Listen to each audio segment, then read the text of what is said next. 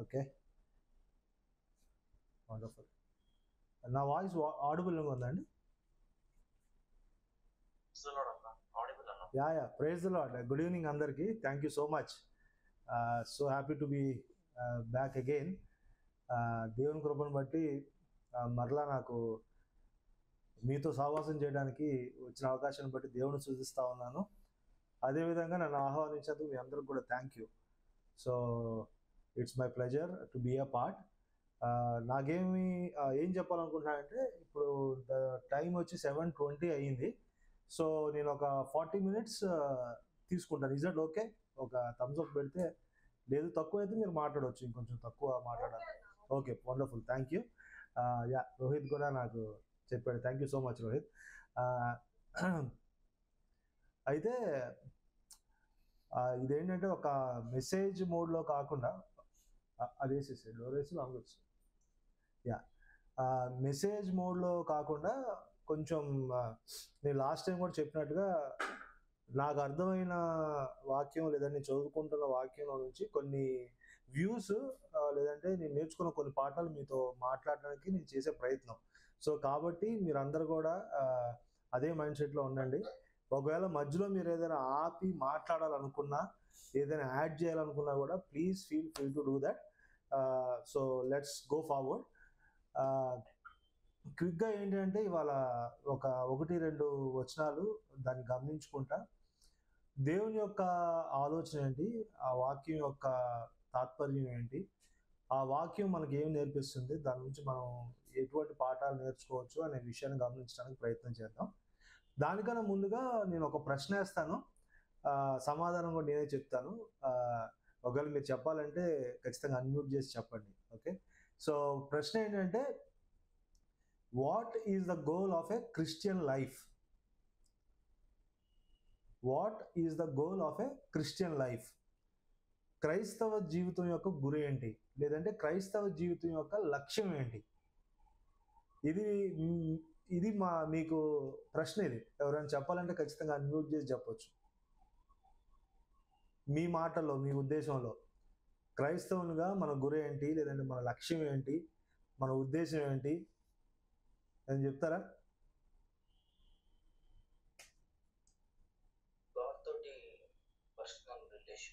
Wonderful, thank you Rohit. Yeah, ఇంకా ఎవరైనా?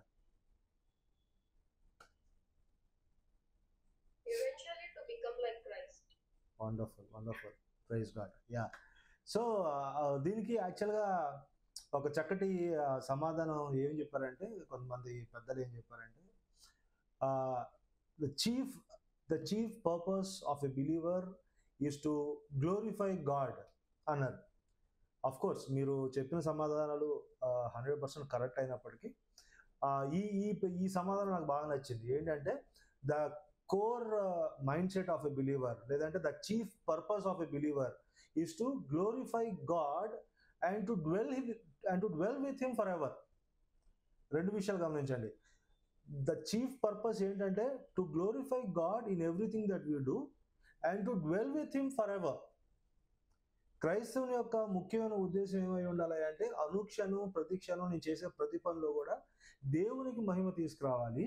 అంత మాత్రమే కాదు కానీ నిత్యత్వంలో ఫర్ ఎవర్ నేను ప్రభుతో పాటు జీవించాలి. ఈ రెండు చాలా ప్రాముఖ్యంగా మనం ఆలోచించి మనం ముందుకు సాగిపోవాలని చెప్తారనమాట ఆయన. కారణం ఏంటయ్యా అంటే, క్రైస్తవ జీవితానికి ప్రోత్సాహాన్ని ఇచ్చే చాలా ప్రాముఖ్యమైనటువంటి మాటలు ఇవి. దేవుని మహిమపరచాలి ఈ భూమి మీద ఉన్నంత కాలం, అంత మాత్రమే కాకుండా మరణాంతరం సదాకాలం నిత్యత్వంలో ప్రభువుతో పాటు నేను జీవించాలి. ఈ రెండు మనల్ని చాలా ప్రోత్సహించాలని చెప్తా ఉంటారు అన్నమాట. అయితే రెండో ప్రశ్న ఏంటంటే, హౌ టు ప్లీజ్ గాడ్? దేవుణ్ణి సంతోషపరచడం ఎలా? క్విక్గా మళ్ళీ 1-2 సమాధానాలు చెప్తే చాలా సంతోషం. How to please God? దేవుణ్ణి సంతోషపరచడం ఎలా? ఎవరైనా ప్రయత్నం చేయండి. Wonderful, wonderful. Okay, thank you. ఇంకా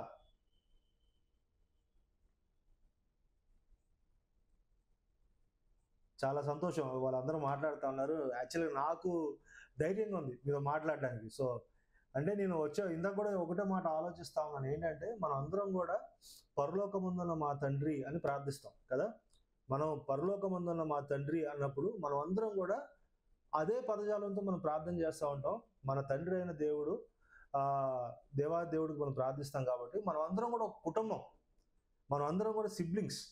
సో, మనం ఇక్కడ ఇబ్బంది పడాల్సిన అవసరం లేదు. కొన్నిసార్లు ఆహ్, నవ్వుతా మాట్లాడొచ్చు. కొన్నిసార్లు ఏదైనా ఆపి యాడ్ చేయొచ్చు.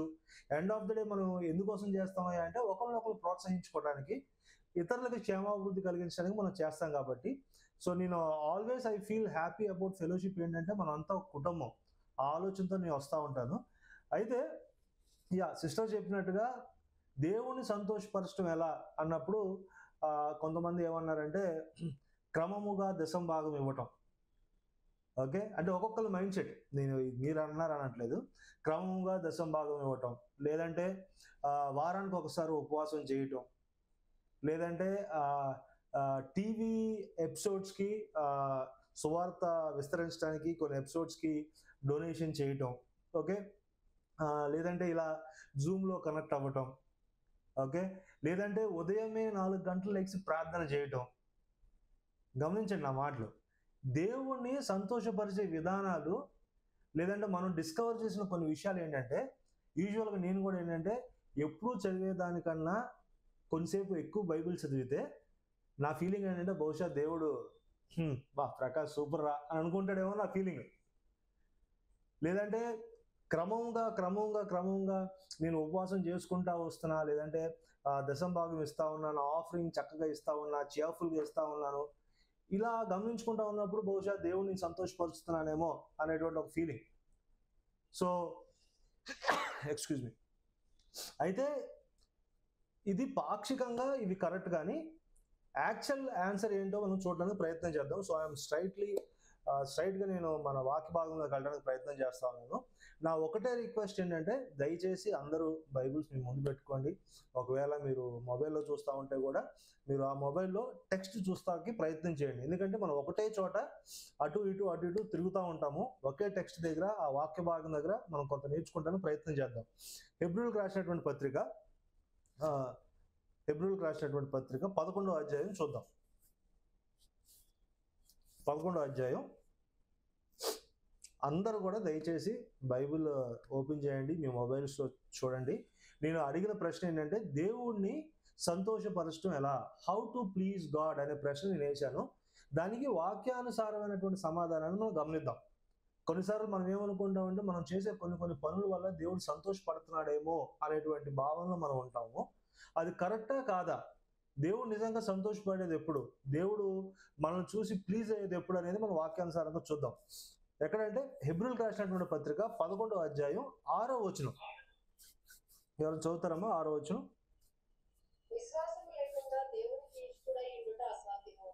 దేవునికి ఇష్టడై ఉండుట అనే మాట, అంటే దేవుణ్ణి ప్లీజ్ చేయటం. ఇంగ్లీష్ వర్షన్స్లో, కొన్ని వర్షన్స్లో చాలా చక్కగా ఏమనుందంటే, without faith it is impossible to please God. No one can please God without faith. Sister చదివినట్టుగా విశ్వాసము లేకుండా దేవునికి ఇష్టుడై ఉండుట అసాధ్యము. క్రమంగా నువ్వు దశమ భాగం ఇవ్వడం వల్ల దేవుడు పడతాడు అని లేదు. వారంలో ఒకసారి నువ్వు ఉపవాసం చేయడం వల్ల దేవుడు ఉప్పొంగిపోతాడని లేదు. ఉదయమే 4 గంటలు లెగిసి నువ్వు ప్రార్థించిన దాన్ని బట్టి దేవుడు సంతోషపడిపోతాడని లేదు. వాక్యం చాలా సూటిగా ఏం చెప్తుందంటే, విశ్వాసం అనే ఒక మాట మాట్లాడుతుంది. ఇది చదువుతా ఉన్నప్పుడు నాకు కూడా చాలా రివైవింగ్ అనిపించింది. నాలో ఉన్న చాలా ఇష్యూస్ నాకు కనబడతా ఉన్నాయి. అండ్ ఐ ఫెల్ట్, ప్రభా నేను ఖచ్చితంగా చాలా విషయాలు రిపెంట్ అవ్వాలి, చాలా చేంజ్ అవ్వాలి అని. ఎందుకంటే నేను మొదటగా వేసిన ప్రశ్న కూడా ఏంటంటే, క్రైస్తవుని యొక్క ముఖ్య ఉద్దేశం ఏంటయ్యా అంటే, దేవుని మహిమపరచటం, దేవుని సంతోషపరచటం, దేవుని చిత్తానుసారంగా జీవించటం, దేవుని ఉద్దేశానికి తగినట్టుగా మనం బ్రతకటం. అయితే దేవుడి ఉద్దేశం ఏంటి? దేవుని సంతోషపరచడం ఎట్లాగయ్యా అన్నప్పుడు చాలా సూటిగా మనం చెప్పే జవాబు ఏంటయ్యా అంటే, విశ్వాసము లేకుండా దేవునికి ఇష్టడై ఉండుట అసాధ్యము. దేవునికి ఇష్టడై ఉండుట అసాధ్యము. ఇక్కడ మీరు ఆ స్క్రిప్చర్ చూడండి, 6వ వచనంలో, 6వ వచనం మొదటి భాగంలో చాలా ప్రాముఖ్యంగా 2 పదాలు కీవర్డ్స్ లాగా మనం చూడొచ్చు. ఒకటి విశ్వాసము, ఒకటి అసాధ్యము. విశ్వాసము లేకుండా దేవునికి ఇష్టుడై ఉండుట అసాధ్యము. అయితే విశ్వాసం అంటే ఏంటి? సరే, దేవుణ్ణి సంతోషపరచాలి, దేవుణ్ణి ప్లీజ్ చేయాలి, దేవుడికి ఇష్టమైన వాడిగా నేను ఉండాలి అంటే ఏంటి? విశ్వాసం ఉండాలి అంటున్నాడు. అసలు విశ్వాసం అంటే ఏంటి? విశ్వాసం అంటే ఏంటి అని 10 మందిని అడిగామనుకోండి, 10 రకాల సమాధానం చెప్తారు ఇవాళ కదా. సో మనం ఏం చేద్దాం? మన వాక్యం నుంచే తెలుసుకోవడానికి ప్రయత్నం చేద్దాం. విశ్వాసం అంటే ఏంటి అంటే the conviction that God exist, అంటే దేవుడు ఉన్నాడు అనేటువంటి సత్యాన్ని మనస్ఫూర్తిగా హృదయపూర్వకంగా నమ్మటం. విశ్వాసం అంటే ఏంటంటే హృదయపూర్వకంగా దేవుడు ఉన్నాడని నమ్మటం. God is the creator and ruler of all things. దేవుడు సృష్టికర్త, అంత మాత్రమే కాదు కానీ ఈ సృష్టి మొత్తానికి ఆయనే అధినేత, ఆయనే యజమాని, ఆయనే అధిపతి. ఈ విషయాలని మనం చాలా మనస్ఫూర్తిగా మనం నమ్మగలగటం. అంత మాత్రమే కాకుండా he alone is the provider of eternal salvation through Christ. అంటే ఈ పాపపు జీవితం నుంచి, ఈ మరణం నుంచి నేను రక్షింపబడాలంటే కేవలం క్రీస్తు మాత్రమే, క్రీస్తు ద్వారా మాత్రమే నేను రక్షింపబడగలను. ఇటర్నల్గా నిత్యము ప్రభువుతో నేను జీవించగలను. విశ్వాసం అంటే ఇదే కదా. ఇలాంటి పదాలే కదా మనం మాట్లాడుకోవాలి. దేవుడు ఉన్నాడని మనం విశ్వసించాలి. ఆయన ఈ సృష్టిని సృష్టించుకున్నాడు, దానికి యజమానాన్ని మనం విశ్వసించాలి. అంత మాత్రమే కాకుండా నాలాంటి ఒకరిని కాపాడగలిగే స్థాయి, సామర్థ్యం కేవలం దేవాది దేవుడు క్రీస్తుకు మాత్రమే ఇచ్చి ఉన్నాడు. ఆయన ద్వారా మాత్రమే నేను రక్షింపబడగలను. ఈ ఈ విషయాల మీద మనం సరైనటువంటి దృక్పథం లేదంటే సరైనటువంటి కన్విక్షన్ కలిగి ఉండాలట. అలా కలిగి ఉంటే అది విశ్వాసం అంటున్నాడు. అటువంటి విశ్వాసం కలిగి ఉంటే అప్పుడు దేవుడు దాన్ని బట్టి సంతోషపడతాడట. వారం వారం ఆదివారం సంఘానికి వచ్చినంత మాత్రాన దేవుడు చాలా సంతోషపడకపోతాడు అనుకుంటే ప్రమాదం. నేను రోజు ఒక 10 నిమిషాలు బైబిల్ చదువుతున్నాను, క్రమం తప్పకుండా నేను ఉపవాసం చేస్తున్నాను, దేవుడు నన్ను బట్టి సంతోషంగా ఉన్నాడు అంటే ప్రమాదం. ఎందుకు? అసలు విశ్వాసం అంటే అది కాదట. చూడండి, మనం ఇందా చదివిన వాక్యమే 11వ అధ్యాయం 6వ వచనం. దయచేసి మీరు ఆ రిఫరెన్స్ చూడండి, అక్కడే సమాధానాలు అన్నీ ఉన్నాయి. ఇందాక హరిత చదివిన మాట ఏంటి? విశ్వాసము లేకుండా దేవునికి ఇష్టుడై ఉండుట అసాధ్యము అన్న తర్వాత దాని కొనసాగింపు చదవమ్మా. దేవుని యొద్దకు వచ్చువాడు ఆయన ఉన్నాడనియు తన్ను వెతుకువారికి ఫలం దయచేయువాడనియు నమ్మవలెను కదా. విశ్వాసం అంటే ఏంటంటే దేవుడు ఉన్నాడని చెప్పి నువ్వు నేను విశ్వసించాలి. దేవుడు ఉన్నాడని విశ్వసించాలి. అంత మాత్రమే కాదు కానీ ఆయన వెతికే వారికి ఫలం దయచేవాడు అని చెప్పి కూడా మనం విశ్వసించాలి. సో విశ్వాసం అంటే ఏంటో ఒక భాగం చూసాం మనం. దేవుడు ఉన్నాడు, ఆయన యజమాని, ఆయన ఖచ్చితంగా మనకి ఫలము దయచేవాడు, ఆయన ద్వారా మాత్రమే నాకు రక్షణ. ఇటువంటి పునాది మీద మనం కన్విక్షన్ కలిగి ఉన్నప్పుడు, దృఢంగా ఉన్నప్పుడు దాన్ని చూసి ప్రభువు చాలా సంతోషపడతాడట. అయితే ఇటువంటి ఆలోచన విధానము, ఇటువంటి కన్విక్షన్ లేకుండా వారం వారం సంఘానికి వెళ్ళినా, ఉపవాసాలు ఉన్నా, నువ్వు దశంభాగాలు ఇచ్చినా, ప్రార్థించినా, ఇలా జూమ్లో కనెక్ట్ అయినా అది ఏమైపోతుందంట? ఈ విశ్వాసం లేకుండా, వీటి మీద దృఢమైనటువంటి కన్విక్షన్ లేకుండా మనం దేవుణ్ణి కన్విన్స్ చేయడం, ప్లీజ్ చేయడం అసాధ్యం అంటున్నాడు ఆయన. ఎందుకు దీన్ని మనకు తెలిసిన పదమే కదా, మళ్ళీ మనం ఎందుకు మాట్లాడుకోవాలి అంటే, ఒకసారి మన ఫెయిత్ని మనం రీచెక్ చేసుకోవడానికి మనం ప్రయత్నం చేస్తున్నాం. నిజంగా ఆయన నా జీవితానికి యజమానేనా? ఆయన దేవుడు అన్నటువంటి అవగాహనలో నేను బ్రతుకుతున్నానా? నా జీవిత విధానం, నా ఉద్దేశాలు, నా డెసిషన్స్, నా ఫ్యూచర్ ప్లాన్స్, ఇప్పుడున్న నా పరిస్థితి, వీటన్నిటికీ ఆయనే యజమానా? అప్పుడు ఒకవేళ ఆయనే నిజంగా యజమాని అయ్యి ఉండి ఆయనే నా జీవితాలను ముందుకు నడిపిస్తూ ఉంటే, ఆయన మీదే మనం ఆధారపడిపోయి ఉంటే అప్పుడు దేవుడు ఇష్టపడతాడట. దేవుడు నిన్ను బట్టి నన్ను బట్టి దేవుడు సంతోషపడతాడట. ఒకవేళ అటువంటి విధానం మన జీవితంలో కనపడకపోతే ఆయన ఏమంటున్నాడంటే ఆయన్ని ప్లీజ్ చేయటం ఇంపాసిబుల్, అసాధ్యం అన్నాడు. అసాధ్యం అనే మాట మనం చూస్తా ఉన్నాం. అసాధ్యం అనే మాట చూసినప్పుడు ఏమని నేను గమనించానంటే వితౌట్ స్ట్రెంగ్త్ అనే మాట రాశారు డిక్షనరీలో. వితౌట్ స్ట్రెంగ్త్, ఇంపాసిబుల్, లేదంటే పవర్లెస్, వీక్, డిసేబుల్డ్ అనే మాటలు. అంటే ఏంటంటే మన విశ్వాసం విశ్వాసం అని అనుకునేటువంటి ఒక పదార్థం మనం ఏదైతే ఉందో అది చాలా వీక్ అయిందంట, అది చాలా డిసేబుల్ అంటే వికలాంగం అటువంటిదంట, క్రిపుల్డ్, లేదంటే పవర్లెస్. మాటలు చెప్తాము, క్రైస్తవుడిగా జీవించడానికి ప్రయత్నం చేస్తాము, కానీ శక్తి ఉండదు. సో అది దాన్ని పునాదిరాయిగా పెట్టుకొని కొంచెం మనం ముందుకెళ్దాం. సో దేవుణ్ణి ప్లీజ్ చేయాలంటే నువ్వు నేను ఏం చేయాలయ్యా అంటే విశ్వాసం కలిగి ఉండాలి. విశ్వాసం ఎటువంటి విశ్వాసం కలిగి ఉండాలి? ప్రతిరోజు నీ జీవితంలో నా జీవితంలో ఆయన యొక్క లార్డ్షిప్ డిస్ప్లే అవ్వాలి. ఆయన యొక్క ఓనర్షిప్ కింద నువ్వు నేను బ్రతకాలి. ఆయనని మన కుటుంబంలో జరిగే ప్రతి డెసిషన్లో ఆయన ఇన్వాల్వ్ చేయాలి. మనం తీసుకునే ప్రతి కెరియర్ డెసిషన్స్లో కావచ్చు, ఫ్యామిలీలో కావచ్చు, ఫైనాన్షియల్లో కావచ్చు, ఆయనకి ముఖ్య పాత్ర ఇచ్చేసేయాలి. ఆయన చెప్పినట్టుగా మనం వినాలి, ఆయనతో కలిసి జీవించడానికి మనం ఇష్టపడాలి. అటువంటి విశ్వాసం కలిగి ఉంటే ఆయన నిన్ను నన్ను చూసి చాలా సంతోషపడతాడట. ఈ పదాలు వింటున్నప్పుడు నన్ను నేను ప్రశ్నించుకుంటున్నా, ప్రభువా when was the last time that I pleased you? వేసుకోవాల్సి వచ్చింది ప్రశ్న. చాలా డౌట్ వచ్చేసింది నాకు. ఏంటి ప్రభువా, నిజంగా నువ్వు నాకు యజమానేనా? లేదంటే నువ్వు నాకు చాలా క్యాజువల్ అయిపోయావా? నిజంగా నేను తృప్తిపరుస్తున్నాను అనుకుంటున్నాను, ఏదో ఒక రకంగా అప్పుడప్పుడు మెసేజ్ చెప్తున్నాను, లేదంటే చక్కగా సంఘానికి వెళ్తున్నాను అనుకుంటున్నాను, కానీ యాక్చువల్గా నువ్వు సంతోషంగా ఉన్నావా నన్ను బట్టి అనే ప్రశ్న నేను వేసుకోవాల్సి వచ్చింది. మనందరం కూడా ఆ ప్రశ్న వేసుకుంటా కొంచెం మనం ముందుకెళ్దాం. సో దేవుణ్ణి ఇటువంటి విశ్వాసం లేకుండా ఆయన్ని ప్లీజ్ చేయటం అనేది అసాధ్యం.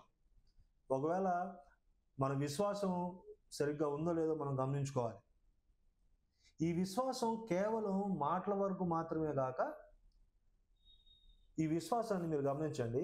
సరే, ఇప్పుడు ఒకవేళ నేనేమన్నానంటే, yes Lord, you are the owner of my life, నీవే నా జీవితానికి ప్రభుడవు, నీవే నా కుటుంబాన్ని లీడ్ చేయి అని చెప్పి ఒకవేళ మనం దేవుడికి అటువంటి కమిట్మెంట్ తోటి మనం ప్రేయర్ఫుల్గా మనం అప్పచెప్పుకున్నాం అనుకోండి, ఓకే, అంటే ఒక కమిట్మెంట్లోకి వచ్చాం అనుకోండి, అప్పుడు ఏం జరగాలంట, అది కేవలం మాటల వరకు మాత్రమే కాక విధేయత మరియు క్రియల వైపు నిన్ను నన్ను నడిపించాలి.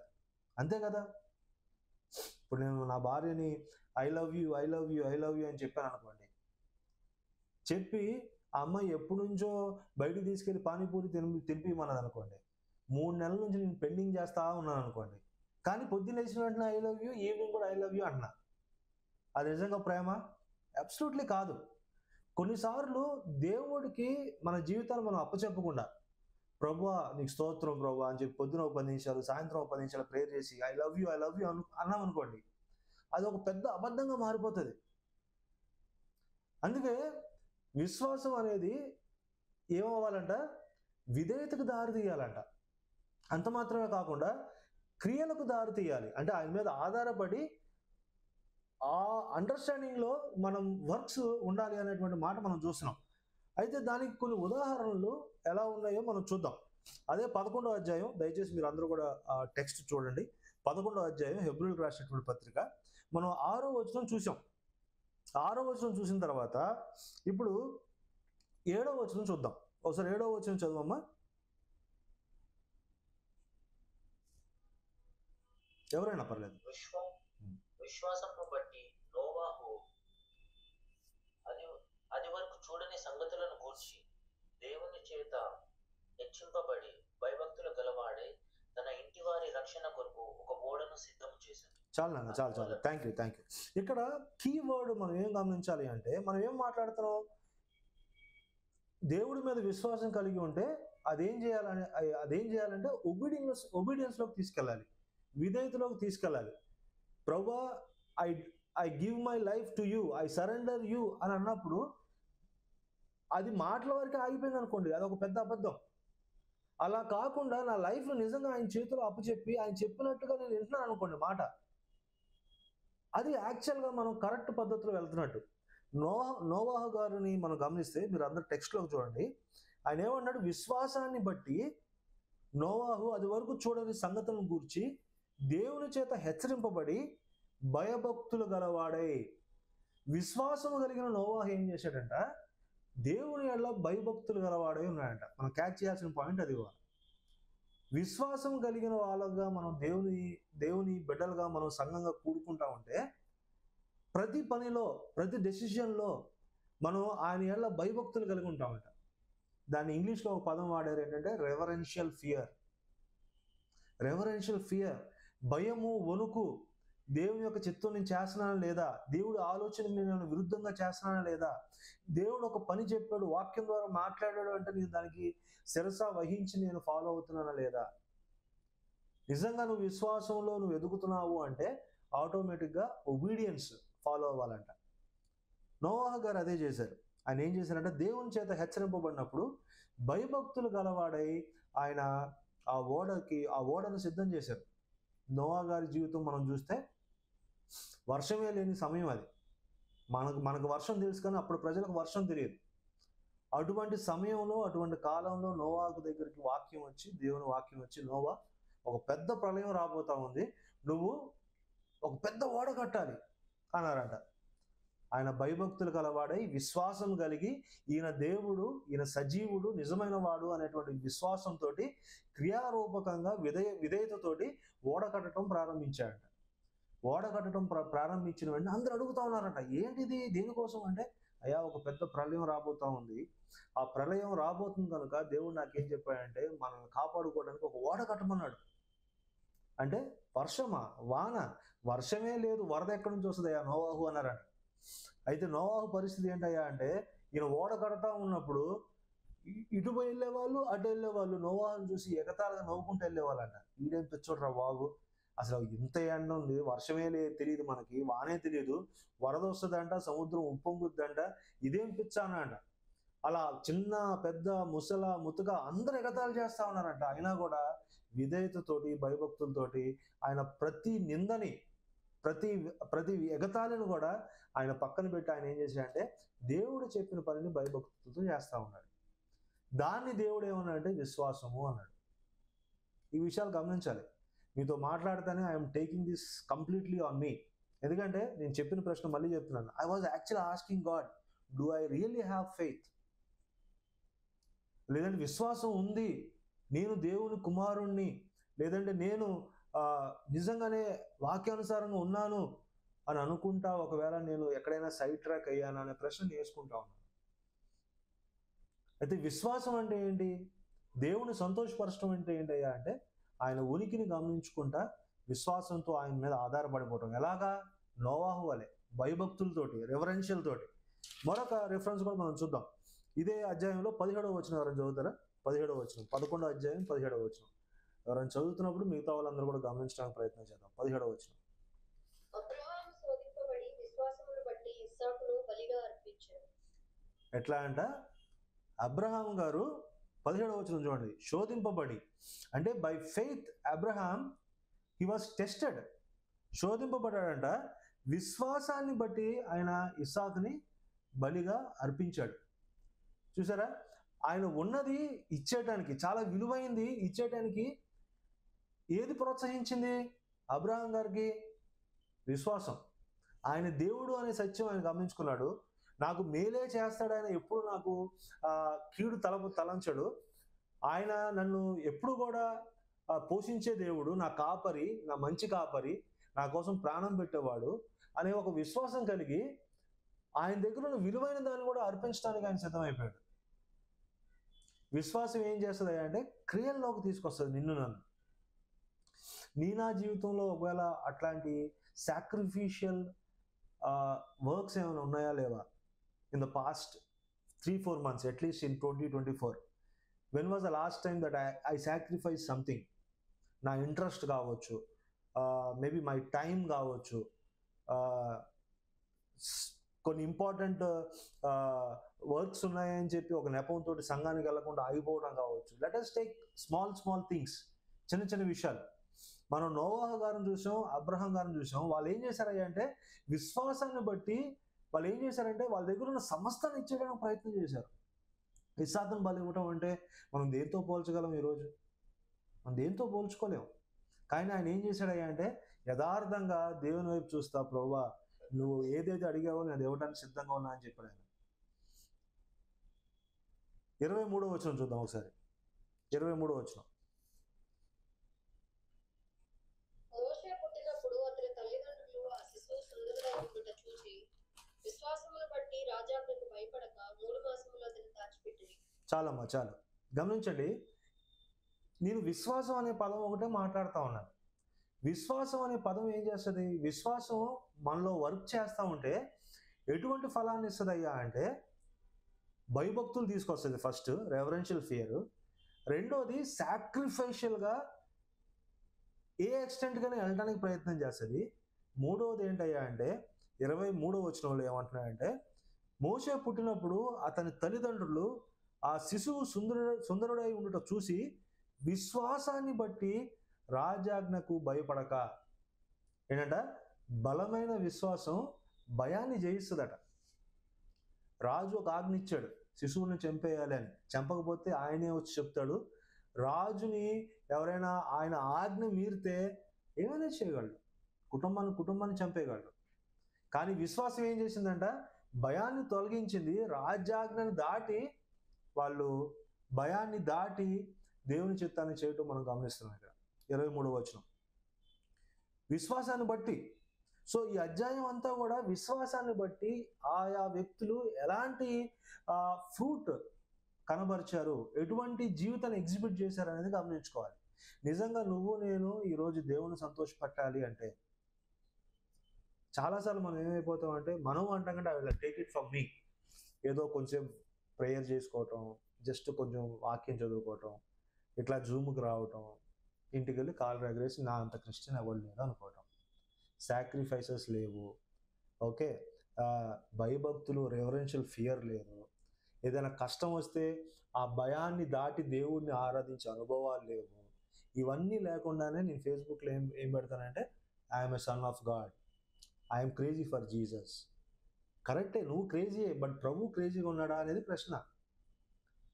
సో విశ్వాసం ఏం చేస్తుంది అయ్యా అంటే నీ నుంచి ఒక అద్భుతమైనటువంటి ఒక ఫలాన్ని తీసుకొస్తుంది. ఆ ఫలాన్ని మనం గమనిస్తూ ఉన్నాం పిల్లలు. గమనించండి. సో దేవుడికి ఇష్టమైన వారుగా, దేవుణ్ణి ప్లీజ్ చేసే వాళ్ళుగా మనం ఎలా చేయాలో దాన్ని గమనించాలన్నమాట. రైట్. మళ్ళీ ఇంకొక ఎగ్జాంపుల్ కూడా చూద్దాం. 24 నుంచి 26 వచనం అదే అధ్యాయంలో. మీరు తర్వాత ఈ 11వ అధ్యాయం మనం నేర్చుకుంటున్న లైన్లో మళ్ళీ ఒకసారి స్టడీ చేస్తే మనకి ఖచ్చితంగా ఇంకా హెల్ప్ఫుల్గా ఉంటుంది. 24 నుంచి 26 వచనాలు. విశ్వాసమును బట్టి ఐగుప్తు ధనం కంటే క్రీస్తు విషయమైన నింద గొప్ప భాగ్యమని ఎంచుకొని అల్పకాలము పాపభోగము అనుభవించుట కంటే దేవుని ప్రజలతో శ్రమ అనుభవించడం మేలని యోచించి ఫరో కుమార్తె యొక్క కుమారుడని అనిపించుకున్నటకు ఒప్పుకొనలేదు. చాలమ్మా చాలు. ఇక్కడ చూడండి, దీంట్లోనే మనం చాలాసేపు మాట్లాడుకొని we can dwell on the same scripture for at least an hour. Okay, there is so much that we can learn. అంత విషయం ఉంది. కానీ 2 ప్రాముఖ్యమైన పాయింట్స్ మనం చూద్దాం. 24వ వచనంలో ఏమంటాయంటే మోషే పెద్దవాడైనప్పుడు ఏమైంది? విశ్వాసాన్ని బట్టి. ఇంతకుముందు జరిగిన సిచ్యువేషన్స్ కూడా విశ్వాసాన్ని బట్టి వాళ్ళు ఏమేం చేశారో మనం గమనించాం.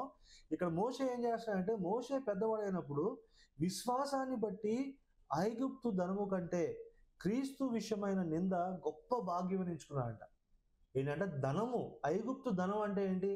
దట్టు మోషే ఏంటంటే చాలా ప్రైమ్ పర్సన్, రాజుకి కుమారుడిలాగా, ఆయనే కీ పర్సన్, ఆయన ఏమైనా చేయొచ్చు, ఆ గొప్ప రాజ్యానికి అధికారి కావచ్చు.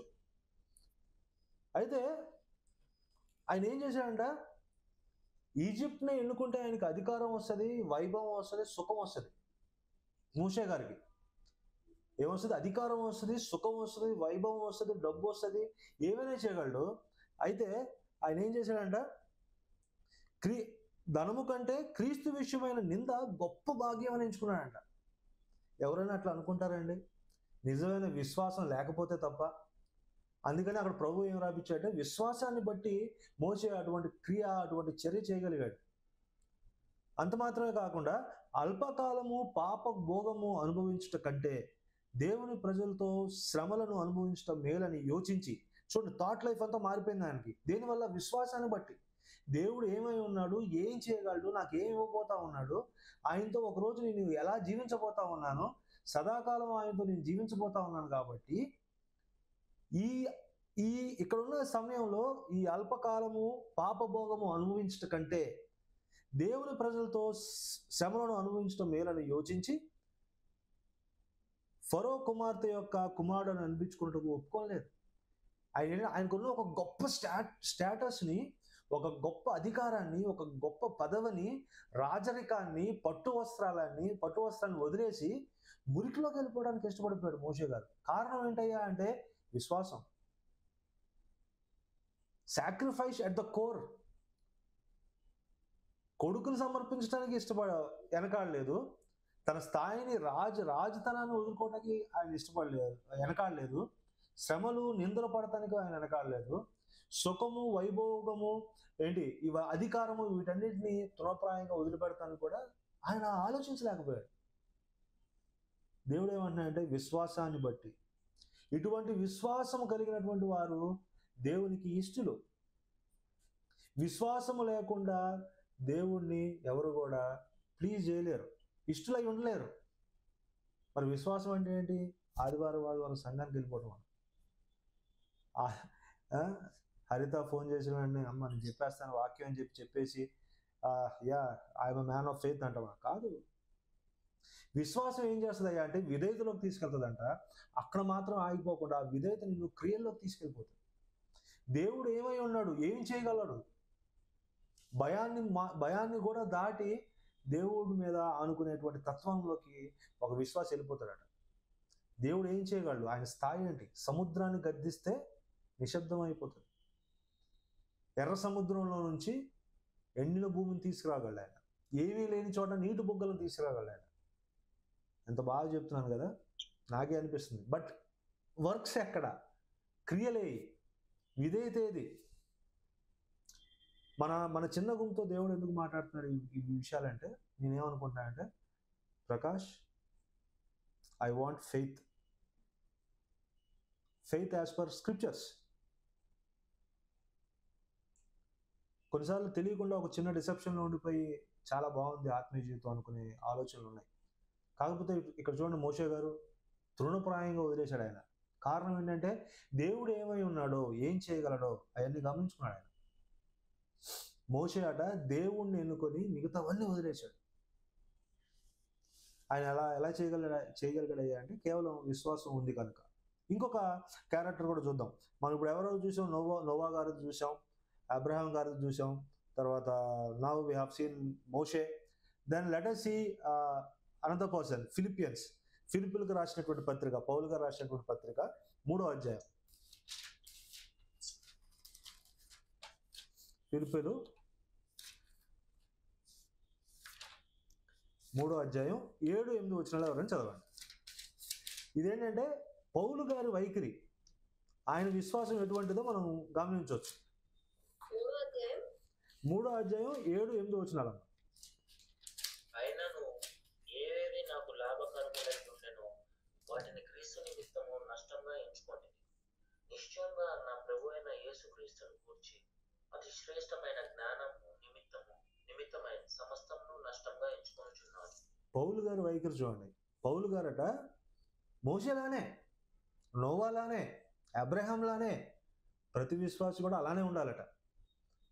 బైబిల్లో ఉన్న ఏ క్యారెక్టర్ చూసినా కూడా వాళ్ళ విశ్వాసాన్ని ఎలా కనపరిచారయ్యా అంటే దేవుడి కోసం ఎంతవరకు వెళ్ళడానికి వాళ్ళు వెనకాడలేదు. కొన్నిసార్లు అవమానాలు వచ్చినాయి, నవ్వుతా వాటిని ఆహ్వానించారు. కొన్నిసార్లు కష్టాలు వచ్చినాయి, ఇబ్బందులు వచ్చినాయి, అయినా కూడా దేవుడి మీద వాళ్ళు ఆధారపడ్డారు. కారణం ఏంటంటే వాళ్ళకి విశ్వాసం ఉంది. ఈరోజు నువ్వు నేను ఇబ్బంది పడిపోతున్నావు, దేవుడి మీద పడలేకపోతున్నావు అంటే కారణం ఏంటంటే బహుశా మనకు విశ్వాసం లేదు. అందుకని మనం దేవుడిని సంతోషపరచలేకపోతున్నాం. ఆయన ఏమంటున్నాడు 7వ వచనంలో, అయినను అవేవి నాకు లాభకరమై ఉండనో వాటిని క్రీస్తు నిమిత్తం నష్టముగా ఎంచుకుంటుని. ఆయనకి ఏదైతే లాభంగా ఉందో, ఏదైతే గౌరవాన్ని తీసుకొస్తుందో, ఏదైతే మేలు చేస్తుందో, ఏదైతే ఆయనకి దీవెనగా ఉందని లోకం అంటుందో వాటన్నిటిని నష్టంగా వదిలేసాడట. ఇవాళ రేపు అలా చేసి ఇంట్లో వాళ్ళు కూడా తిడతారు, అరే నీకు బుద్ధి ఉందా, పిచ్చి పట్టింది ఏమైనా అని. కానీ ఈయనకి క్రీస్తు చాలా ప్రాముఖ్యం. ఎందుకంటే ఆయన విశ్వాసం అటువంటిది. క్రీస్తు విషయమైనటువంటి జ్ఞానం ఆయనకి ఒక సంపద. నిశ్చయముగా నా ప్రభు అయిన యేసుక్రీస్తుని కూర్చున్న అతి శ్రేష్టమైన జ్ఞానము నిమిత్తమై సమస్తము నష్టముగా ఎంచుకొంచున్నాను. మనం దేవుడి గురించి ఏదైనా నష్టంగా ఎంచుకున్నామా? సమయాన్ని ఇస్తున్నామా? ప్రయారిటీ ఇస్తున్నామా? ఏదైనా సిచ్యువేషన్ వచ్చినప్పుడు దేవుడి గురించి నుంచునేటువంటి ధైర్యం చేస్తున్నామా? అటువంటి ఆలోచన కలిగి ఉన్నామా? అటువంటి క్రియలు చేసినప్పుడట దేవుడు నీ గురించి నా గురించి చూసి కాల్ దగ్గర వేసుకుంటాడు. Yes, he is the man of faith అని. మనం ఎందుకు మాట్లాడుకుంటున్నాం ఇవన్నీ అంటే, ఇటువంటి ఆలోచన కలిగి మన విశ్వాస ప్రయాణంలో, విశ్వాస జీవిత విధానంలో మనం ముందుకు అడుగులు వేయాలి. అటువంటి సందర్భాలు వచ్చినప్పుడు మనకు గుర్తు రావాలి, ఈరోజు ఈ సమయంలో నేను మౌనంగా ఉంటే దేవుడు సంతోషపడతాడు. ఈరోజు ఈ సమయంలో దీని విషయమై నేను నో అని అంటే దేవుడు నన్ను బట్టి సంతోషపడతాడు. ఇటువంటి ఆలోచన మనకు ఉండాలిగా. అందుకని మనం ఈ మాట్లాడుకున్నాం. మత్తయి సువార్త 16వ అధ్యాయం 24వ వచనం. మత్తయి సువార్త 16వ అధ్యాయం 24వ వచనం.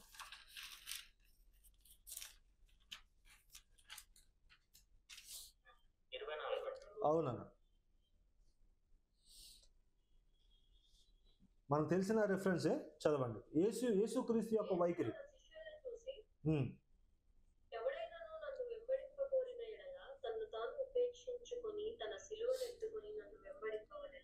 యేసు ప్రభు గారు కూడా అదే చెప్తున్నారు. అరే నాయనా, నువ్వు విశ్వాసాన్ని కనబరచాలి, లేదంటే నన్ను వెంబడించాలి అంటే జీతం వచ్చిన వెంటనే ఫస్ట్ అమౌంట్ డ్రా చేసి అదే అమౌంట్ టైట్ ఇచ్చేసి ఆహా I have done my part, అట్లాంటి వ్యక్తులు కూడా ఉన్నారు. దాన్నే విశ్వాసం అనుకునే వ్యక్తులు కూడా లేకపోలేదు. అసలు దేవుడు వాటిని కన్సిడర్ చేయడట. ఆయన ఏమంటున్నాడు, ఎవరైనా నన్ను వెంబడింపబోయిన తను ఉపేక్షించుకోవాలి. ఎలా ఉపేక్షించుకోవాలి? నోవా గారు ఎలా ఉపేక్షించుకున్నారో, మోషే గారు ఎలా ఉపేక్షించుకున్నారో, పౌలు గారు సమస్తాన్ని ఎలా నష్టంగా ఎంచుకున్నారో, వీళ్ళందరి జీవితాల ద్వారా మనం గమనించుకుంటా ఉంటే మనం కూడా ఉపేక్షించుకుంటే తప్ప దేవుడిని వెంబడించలేమట. మన జీవితంలో సాక్రిఫైస్ ఎప్పుడు ఉంది, when was the last time అనేది ఒక ప్రశ్న. చాలా డిఫికల్ట్ క్వశ్చన్స్ ఇవి. కూర్చొని ఆలోచించాలి, when was the last time, ఎప్పుడు ఎప్పుడు ఎప్పుడు ఎప్పుడు ఇలాంటి ప్రశ్నలు. ప్రభు కూడా అదే మాట అంటా ఉన్నాడు. అయితే సో ఇంకొక 10 minutesలో mostly I close it off. But ఒక ప్రాపర్ ఫ్రేమ్లోకి తీసుకురావడానికి మనం ఏం మాట్లాడుకున్నాం అంటే, దేవుడికి ఇష్టడై ఉండుట ఎట్లా అన్నప్పుడు విశ్వాసము అని మాట్లాడాం. విశ్వాసం అంటే ఏంటి అన్నప్పుడు, ఆయన దేవుడు చాలినవాడు, ఆయనే నా జీవితానికి యజమాని, నా బ్రతుకు యజమాని అని మాట్లాడుకొని ఆ మాటల వరకే ఆగిపోకుండా అవి విధేయతలోకి, క్రియల్లోకి తీసుకురావాలి. అలా జరిగినప్పుడు మాత్రమే దేవుడు మన విషయమై సంతోషపడతాడు అన్న మాట మనం విన్నాం. అయితే దీనికి కాంట్రాస్ట్గా ఇంకొక మాట చూద్దాం. యాకోబు పత్రిక 2వ అధ్యాయం 26వ వచనం.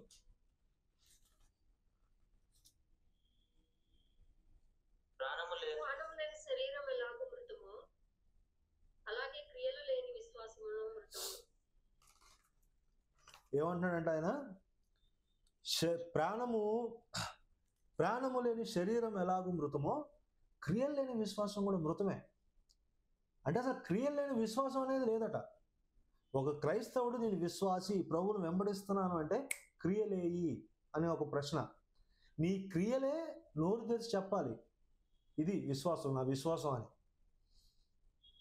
అందుకని ఆయన ఏమి చూపిస్తా ఉన్నాడంటే, ప్రాణం లేని శరీరము ఎలా మృతమో అంటే, ఇప్పుడు శరీరం ఒక బొమ్మలాగా నన్ను ఇక్కడ కూర్చోబెట్టారనుకోండి, మీరు గంట కాదు తెల్లవారులు కూర్చొని నా నోటి నుంచి ఒక మాట రాదు. ఎందుకంటే ప్రాణం లేనప్పుడు ప్రకాష్ ఏం మాట్లాడగలడు? ఏమాత్రం నిన్ను ఎంకరేజ్ చేయలేడు కదా, నిన్ను ప్రోత్సహించలేడు కదా, నా వ్యూస్ చెప్పలేడు కదా. ఆయన ఏమన్నా అంటే చాలా ఇంట్రెస్టింగ్గా విశ్వాసం మృతం అంటున్నాడు. అంటే క్రియలు లేకుండా కొన్ని సంవత్సరాలుగా నువ్వు నేను విశ్వాసిగా చలామణి అయిపోతా ఉంటే ఆయన ఏమన్నా అంటే యు ఆర్ స్పిరిచువల్లీ డెడ్ అంటున్నాడు ఆయన. మళ్ళీ మనం వేసుకోవాల్సిన ప్రశ్న, am I spiritually alive today? ప్రభువా నన్ను బ్రతికించు, నన్ను సరిచేయి అని మనం ప్రార్థించాలి. అని ఏమన్నా అంటే you are spiritually dead, you are inactive. ఇన్యాక్టివ్గా ఉన్నావు అంతే, ఇన్యాక్టివ్. వస్తున్నావు సంఘానికి అంతే, చక్కగా అందరిలాగానే వస్తున్నావు, అందరికి ప్రైజ్ లార్డ్ చెప్తున్నావు, అందరితో ఫెలోషిప్ చేస్తున్నావు.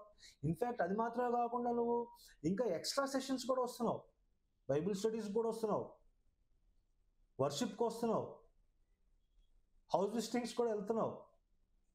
అయినా దేవుడు ఏమన్నాడు, అయినా మృతమే, నువ్వు వెళ్తున్నావు అంతే. క్రియలు లేకుండా మనం మన విశ్వాసాన్ని మనం చూపించలేమట.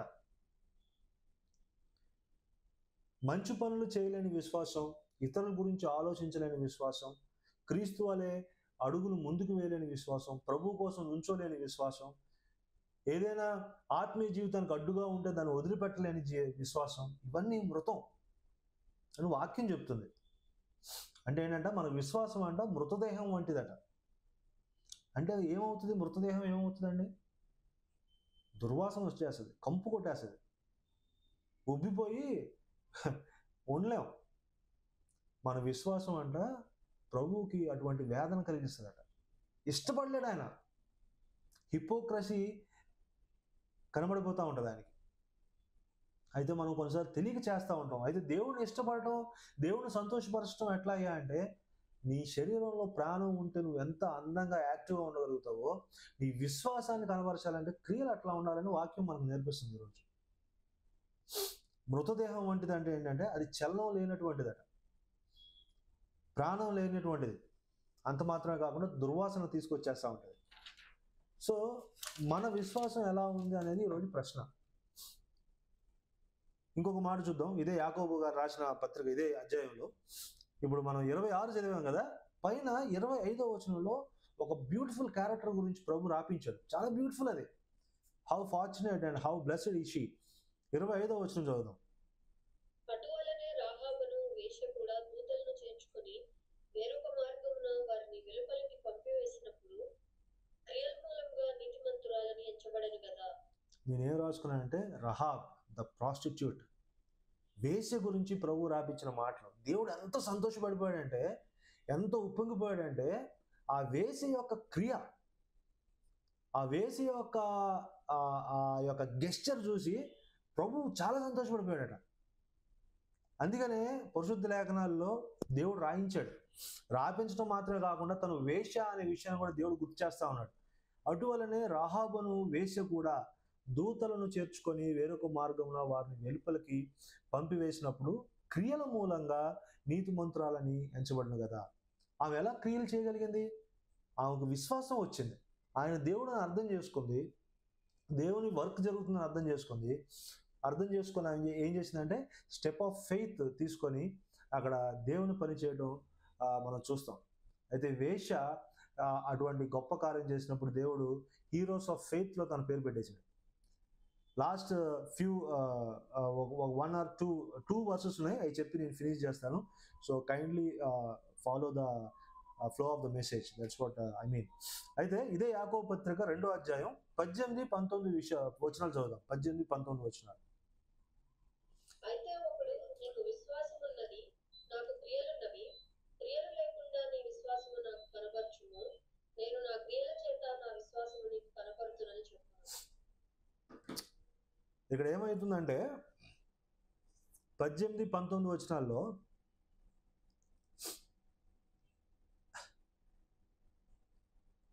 మనం చూడాల్సింది ఏంటంటే 19వ వచనం చూద్దాం.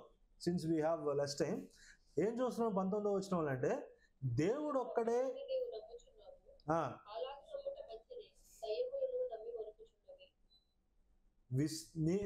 యేసు ప్రభు దేవుడు అని చెప్పి సంఘానికి వెళ్ళటం పెద్ద విషయం కాదు.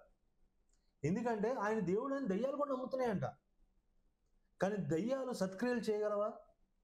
దయ్యాలు దేవుణ్ణి వారి జీవితానికి అధికారిగా ఉంచుకోగలవా?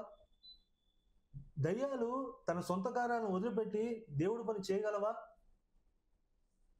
అయితే ప్రశ్న ఏంటంటే, అటువంటి ప్రేమ, పరిశుద్ధత, నీతి, న్యాయము ఇటువంటి క్రియలు కనబరచలేనటువంటి దయ్యం కూడా ఆయన దేవుడు అని చెప్పి ఒప్పుకుంటున్నాయి.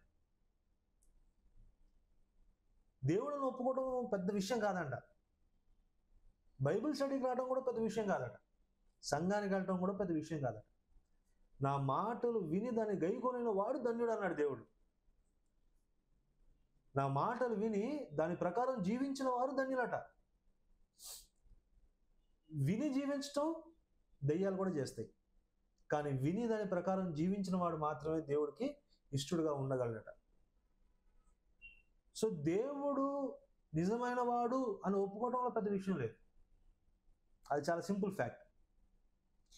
కానీ ఆయన దేవుడు అని నా జీవితాన్ని ఆయనకు అప్పచెప్పి ఆయన అడిగినట్టుగా, ఆయన కోరుకున్నట్టుగా, ఆయన యజమానత్వంలో లేదంటే ఆయన రాజుగా ఆయన పరిపాలనలో నేను జీవించటం, నాకు ఒకవేళ ఏదైనా మేలు, ఏదైనా నాకు గౌరవాన్ని తీసుకొస్తుందని అనిపించినా అది ఒకవేళ నా యజమానుడికి, నా దేవుడికి అది సరైనది కాదు అంటే దాన్ని వదిలిపెట్టడం. ఇప్పుడున్న జీవితంలో నాకు మేలైన స్థితి ఉన్నా కూడా అది వాక్యానుసారం కాదని తెలిసినప్పుడు ఆ మేలైన స్థితి నుంచి బయటకు వచ్చేసి ఇబ్బందికరమైన పరిస్థితుల్లో అయినా జీవించగలగటం. అదేం రుజువు చేస్తుందయ్యా అంటే విశ్వాసము. దేవుడు దేనికి కర్తో, దేవుడు ఏమేమి చేయగలడో, నా జీవితాన్ని ఎలా మలచగలడో అర్థం చేసుకున్న నేను రాబోయే జీవితంలో నేను ఆయనతో పాటు సదాకాలం జీవించబోతున్నాను కనుక ఇక్కడున్న ఈ కొద్ది కాలం కేవలం నేను దేవుడు చెప్పినట్టుగానే, వాక్యం నాకు చెప్పినట్టుగానే, ఇన్స్ట్రక్ట్ చేసినట్టుగానే నేను జీవిస్తే దాన్ని బట్టి దేవుడు సంతోషపడతాడట. విశ్వాసం లేకుండా దేవుడిని సంతోషపరచడం అసాధ్యం. క్రియలు, విధేయత లేకుండా నీ విశ్వాసాన్ని నేను రుజువు చేసుకోలేవు. ఎటువంటి క్రియలయ్యా, ఎటువంటి విధేయత అయ్యా అంటే భయభక్తులతోటి, రెవరెన్షియల్ ఫియర్ తోటి నేను దేవుణ్ణి వెంబడించాలని వాక్యం చెప్తా ఉంది.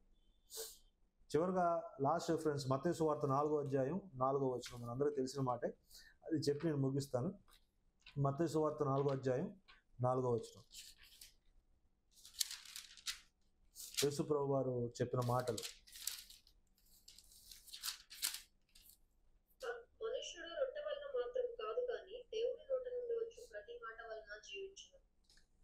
కేవలం మనం రొట్టె వల్ల మాత్రమే జీవించలేమని వాక్యం ఆల్రెడీ చెప్తా ఉంది. ప్రభువే చెప్తా ఉన్నాడు, we shall live by faith alone. కేవలం విశ్వాసం ద్వారా ఆయన మీద ఆధారపడిపోవడం వలన, ఆయనకి మన జీవితాన్ని అప్పచెప్పడం వలన ఆయన ఏం చేస్తాడంటే ఈ భూమి మీద మాత్రమే కాదు కానీ ఈ భూమి మీద ప్రాణం తర్వాత కూడా, అంటే మరణాంతరం కూడా ఆయన నీ లైఫ్ కోసం, నా లైఫ్ కోసం ఒక ప్రణాళిక కలిగి ఉన్నాడు. నిన్ను నన్ను నిత్య జీవానికి వారసులుగా చేసుకోవాలనేది దేవుని యొక్క కోరిక. అంత గొప్ప ప్రణాళిక కలిగిన దేవుడి మీద ఆధారపడటం చాలా చాలా ప్రాముఖ్యం. కనుక దేవుణ్ణి సంతోషపరచడం ఎట్లా, దేవుడికి ఇష్టడుగా ఉండటం ఎట్లాగయ్యా అంటే మన జీవితంలో క్రియలు, విధేయత కలిగి మనం జీవించాలి. మనం అందరం కూడా ఇంట్రోస్పెక్ట్ చేసుకొని మనం ఫ్యామిలీతో కూడా ఈ విషయాలు మాట్లాడుకుంటా, మనం కూడా ఈ విషయాన్ని పదే గుర్తు చేసుకుంటా, ప్రభువా ఏ ప్లేసెస్లో నేను నుంచోవాలో, విశ్వాసాన్ని కనపరచాలో, ఏ విషయాలు నీ కోసం నేను వదిలిపెట్టాలో, నా శరీరానికి, నా బ్రతుక్కి మాలిన్యం అంటే ఏ తీసి పడేయాలో, ప్రభా అది ఒకవేళ కష్టమైనా, అది నాకు నష్టం కలిగించినా అది మహాభాగ్యంగా ఎంచుకొని నిన్ను వెంబడించడానికి నేను ఇష్టపడేటువంటి మనస్తత్వం నాకు దయచేయి ప్రభా, దాన్ని బట్టే నువ్వు సంతోషపడతావు అని గమనించుకున్నానని చెప్పి మనం ప్రార్థించుకుంటా దేవుని సన్నిధిలో మనం ముందుకు వెళ్ళాలనేది నా చిన్న కోరిక. దయతో నా గురించి కూడా ప్రార్థించండి. దేవుడి కొన్ని మాటలు దీవించును గాక. Thank you.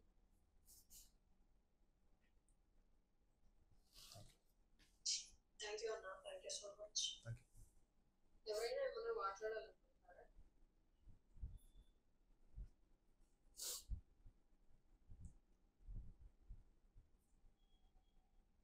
యాక్చువల్లీ నేనైతే చాలా చెప్పాలి, పర్సనల్ గా మెసేజ్ పెడతాను. Thank you so much. అసలు నాకు ఆల్మోస్ట్ 1 వీక్ నుంచి ఉన్న స్ట్రగుల్ కి ఆన్సర్ ఏమో maybe. Praise God.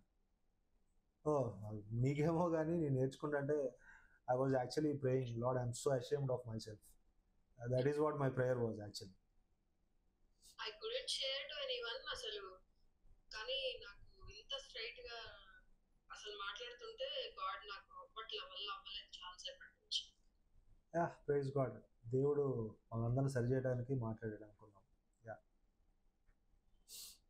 Thank you. Thank you. Thank you. అంటే ఒక్కొక్కరితో దేవుడు సపరేట్ గా మాట్లాడుతున్నట్టుగా ఉంది. అంటే హెల్పర్ ఇట్లా రోషం పుట్టించేలాగా, ఇంకా మనం కొత్తలో వచ్చినప్పుడు ఉన్నట్టుగా మళ్ళీ కొన్ని రోజులు అయిపోయాక ఇంకా దేవుడికి ఇష్టంగానే అన్నాలే అని చెప్పేసి కొంచెం లేజీగా అంటాం కదా. అంటే మనం చేస్తున్న వాటిని బట్టే దేవుడికి ఇష్టం అనుకుంటాం, కానీ ఆయనకి ఏది ఇష్టమో అది మనం పట్టించుకోం కదా కొన్నిసార్లు. ట్రూ. ఎంత చేస్తున్నామో దాన్నే దేవుడికి ఇష్టం అనుకుంటాము. పర్టికులర్ గా ఆయనకి ఇష్టమైనది చేయాలన్నట్టుగా మనం అంత ఫోకస్ చేయము. థ్యాంక్ యూ అన్నయ్య. Praise God. Thank you so much. Thank you అన్న. నాకు కూడా ఒక వర్డ్ నచ్చింది. విశ్వాసం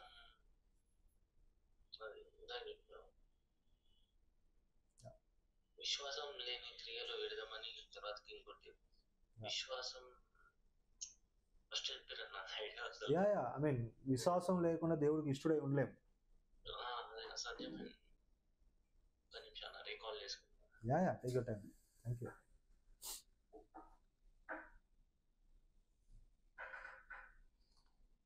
థ్యాంక్ యూ అన్నయ్య. Thank you. నాతో కూడా మాట్లాడినట్టు అనిపించింది. ఒకసారి మళ్ళీ కరెక్ట్ చేసుకోవాలి, దేవుడిని నేను కొంచెం విశ్వాసం పెంచుకోవాలి. కొన్ని టైమ్స్ లో మనం ఇంకా కొంచెం కలవర పడిపోతూ ఉంటాం. మీరు అలా మాట్లాడడం వల్ల నాకు చాలా కొంచెం స్ట్రగుల్ తగ్గింది అనిపిస్తుంది. చాలా సంతోషం. Praise God. విశ్వాసం విధేయతకు దారితీస్తుంది. విధేయత క్రియలలో చూపిస్తుంది. అంటే ఒకదానికి ఒకటి ఇంటర్లింక్, అది బాగా కనెక్షన్ ఉందని. అంటే క్రియలు లేకుండా మనం విశ్వాసం అని చెప్పుకుంటే రెండు కాంట్రాడిక్ట్ అవుతుంది. బాగా నచ్చింది అన్న. Thank you for the beautiful session. Thank you తమ్ముడు. Thank you so much. నాకు కూడా మీరు అది కనెక్షన్స్ పెడుతున్నప్పుడు వర్సెస్ కి విశ్వాసంతో మనము అది శ్రమ అయినా శోధన అయినా మనం భరించగలుగుతాం, విధేయత అయినా చూపించగలుగుతాం, సాక్రిఫైస్ అయినా చేయగలుగుతాం, ఆయన కోసం ఇంకేదైనా చేయగలుగుతాం. అది ఓన్లీ ఫెయిత్ నుంచే వస్తుంది. మనం సపరేట్ గా నేను దేవుడికి విధేయత చూపించాలి అట్లా అని సపరేట్ గా మనం అది ఫాలో అవ్వలేం, కానీ ఫస్ట్ ఫెయిత్ ఉంటేనే ఇవన్నీ వస్తాయి అని చెప్పేసి క్లియర్ గా అనిపించింది. I'm so happy for all your responses. Seriously, praise God. అంటే నేను కూడా ఖచ్చితంగా ఒక ఆడియన్స్ లానే చెప్తున్నాను. నాకు ప్రిపేర్ అవుతున్నప్పుడు చాలా హెల్ప్ అయింది. I could see so many errors అనమాట. సో నా గురించి కూడా ప్రేయర్ చేయండి. Praise God. నాకు ఇంకొక అనిపించిందన్న, యాక్చువల్లీ ఎక్కడో చదివాను నేను, ఇప్పుడు మనం చదివిన వాక్యం ప్రకారం ఫెయిత్ లో ఆయన ఆనుకోవడానికి కూడా మనం సైకలాజికల్ గా ట్రై చేస్తాం యాక్చువల్లీ. అంటే అలా ఉండాలి అని ట్రై చేస్తాం, కానీ అది మన లైఫ్ స్టైల్ అవ్వదు. అంటే నేను అది చదివినప్పుడు నాకు ఒక్కసారి డౌట్ వచ్చింది, మేబీ నేను కూడా అలా సైకలాజికల్ గా ట్రై చేస్తున్నానా, నిజంగానే అనుకోగలుగుతున్నానా, అంటే ఆయన నాకు ఫలం ఇస్తాడని నేను నిజంగా నమ్ముతున్నానా లేదా అనేది ఒక్కోసారి డౌట్. ఒక్కోసారి కాదు, అది నా లైఫ్ స్టైల్ మోస్ట్లీ అవ్వకుండా క్వశ్చన్స్ వస్తూనే ఉంటాయి. అంటే స్కెప్టికల్ గానే ఉంటాం అనమాట మోస్ట్లీ చాలా సార్లు. అట్లా నిజంగానే దేనికి పడుతున్నాం ఈ శ్రమ అంతా అని. బట్ ఐ ఫెల్ గుడ్ అన్న చాలా. అంటే మనం యాక్చువల్ గా ఆనుకోవడం ఈజ్ డిఫరెంట్ థింగ్, సైకలాజికల్ గా నేను ఆనుకుంటున్నానని ఫీల్ అవడం is different thing. Very true. Yeah, absolutely.